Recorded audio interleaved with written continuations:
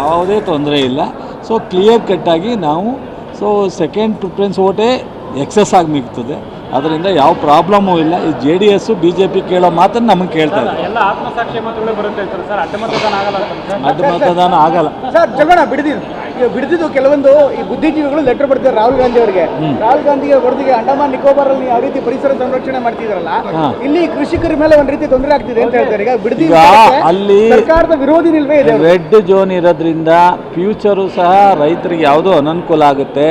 ಅಲ್ಲಿ ಈಗಲೇ ನಾವು ಹಿಂದೆ ಕುಮಾರಸ್ವಾಮಿ ಇದ್ದಾಗಲೇ ರೆಡ್ ಝೋನ್ ಆಗಿದೆ. ಇವತ್ತಲ್ಲ, ಅವತ್ತು ತೆಗ್ದಿಲ್ಲ ಅವರು, ಇವತ್ತು ತೆಗಿಯೋಕ್ಕಾಗಲ್ಲ.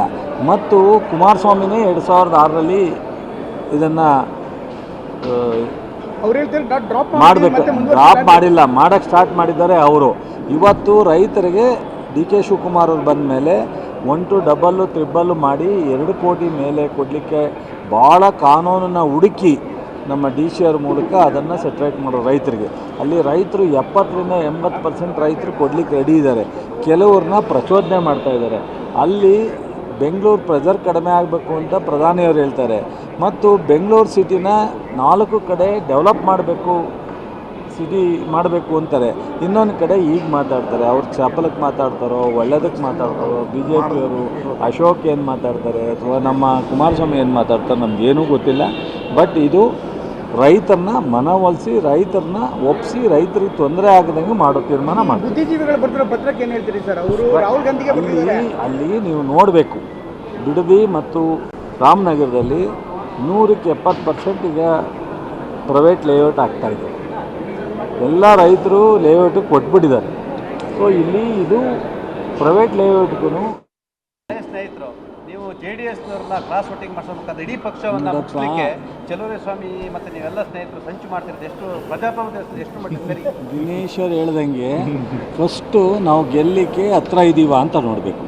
ನಮಗೆ ಅವಕಾಶ ಪೂರ್ತಿ ಇದ್ದಾಗ ಅವ್ರು ಕ್ಯಾಂಡಿಡೇಟ್ ಹಾಕಿದ್ದಾರೆ ಅಂದರೆ ಕುದುರೆ ವ್ಯಾಪಾರ ಅವ್ರು ಮಾಡ್ತಾರ, ನಾವು ಮಾಡ್ತಾರ. ಮೂರನೇದು, ನಮಗೆ ಹಿಂದೆ ಒಂದು ಸರಿ ಈ ಥರದ ಅವಕಾಶ ಬಂತು, ಫ್ರ್ಯಾಕ್ಷನ್ ಇರೋ ಟೈಮಲ್ಲಿ ದೇವೇಗೌಡರು ಅಪ್ಲಿಕೇಶನ್ ಹಾಕಿದ್ರು ರಾಜ್ಯಸಭೆಗೆ. ಕಾಂಗ್ರೆಸ್ಸು ಬೇಡ ಅಂತ ಹೇಳಿದ್ರು. ನಮ್ಮ ಸೋನಿಯಾ ಗಾಂಧಿಯವರು, ರಾಹುಲ್ ಗಾಂಧಿಯವರು ಅವತ್ತು ದೇವೇಗೌಡರು ಅಪ್ಲಿಕೇಶನ್ ಹಾಕಿರೋದ್ರಿಂದ ನೀವು ಅಪ್ಲಿಕೇಶನ್ ಹಾಕಬೇಡಿ ಅಂತ. ಈಗ ನಾವು ನಮ್ಗೆ ಹೆಚ್ಚು ಓಟ್ ಇದ್ದಾಗ 28 5ಕ್ಕೆ 140 ಓಟ್ ನಮಗೆ ಸಫಿಷಿಯೆಂಟ್ ಇದ್ದಾಗ 7ನೇ ಕ್ಯಾಂಡಿಡೇಟ್ ಹಾಕೋ ಅವಶ್ಯಕತೆ ಏನಿತ್ತು? ಸೊ ಅಲ್ಲಿಗೆ ಏನರ್ಥ? ಅವರು ವ್ಯಾಪಾರ ಮಾಡೋಕ್ಕೆ ರೆಡಿ ಇದ್ದಾರೆ, ದುಡ್ಡಿದೆ, ನಾವು ಪರ್ಚೇಸ್ ಮಾಡ್ತೀವಿ ಅನ್ನೋ ಕಾರಣದಿಂದನೇ ಹಾಕಿದ್ದಾರೆ. ಅದರಿಂದ ನೀವು ಅವರನ್ನೇ ಕೇಳಬೇಕು. ನಾವು ನಮ್ಮ ಸಫಿಷಿಯೆಂಟ್ ಮಠ ಇದ್ದಾವೆ, ನಮ್ಮನ್ನು 5 ಸೀಟ್ ಗೆಲ್ಕತ್ತೀವಿ, ಅದರಿಂದ ಯಾವುದೇ ತೊಂದರೆ ಇಲ್ಲ. ಸೊ ಕ್ಲಿಯರ್ ಕಟ್ಟಾಗಿ ನಾವು ಸೆಕೆಂಡ್ ಪ್ರಿಫರೆನ್ಸ್ ಓಟೇ ಎಕ್ಸಸ್ ಆಗಿ ಮಿಗ್ತದೆ.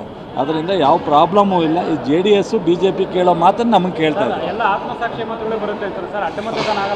ಅಡ್ಡ ಮತದಾನ ಆಗಲ್ಲ ಸರ್. ಜಗಳ ಬಿಡಿದಿದ್ದು ಕೆಲವೊಂದು ಈ ಬುದ್ಧಿಜೀವಿಗಳು ಲೆಟರ್ ಬರ್ತಾರೆ ರಾಹುಲ್ ಗಾಂಧಿ ಅವರಿಗೆ.